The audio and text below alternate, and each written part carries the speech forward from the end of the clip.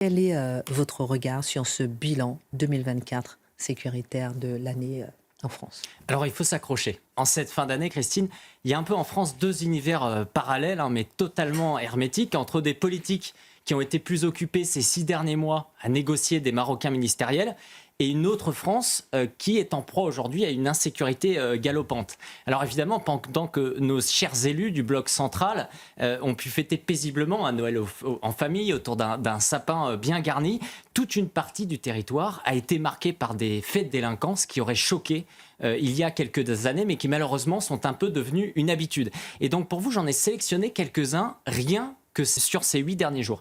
Alors, Strasbourg, lendemain de Noël, un des marchés de Noël les plus beaux d'Europe, eh bien, ce sont d'autres bougies qui ont éclairé le ciel en ce lendemain de réveillon, puisque dans la nuit du 25 et du 26 décembre, on a eu 41 voitures qui ont été incendie. Un autre épisode, tandis que certains élus macronistes, justement, pensent dans le département, par exemple, des Yvelines, dans cette ville un peu bourgeoise, cossue de Saint-Germain-en-Laye, être exonérés de ces faits de délinquance. Ce sont les habitants de cette ville qui ont été choqués, ébahis. C'était le jour de Noël. Alors, peu avant 17h, c'est un Pakistanais qui a fait irruption, justement, dans l'église, en criant « Allahu Akbar ». Il est monté sur l'autel pour montrer son postérieur. Le suspect, c'est un homme âgé d'une 60aine d'années. Il est donc né au Pakistan. Il a été interpellé, non sans mal, justement par les forces de l'ordre. Mais évidemment, comme souvent on l'a vu cette année, il a été déclaré pénalement irresponsable.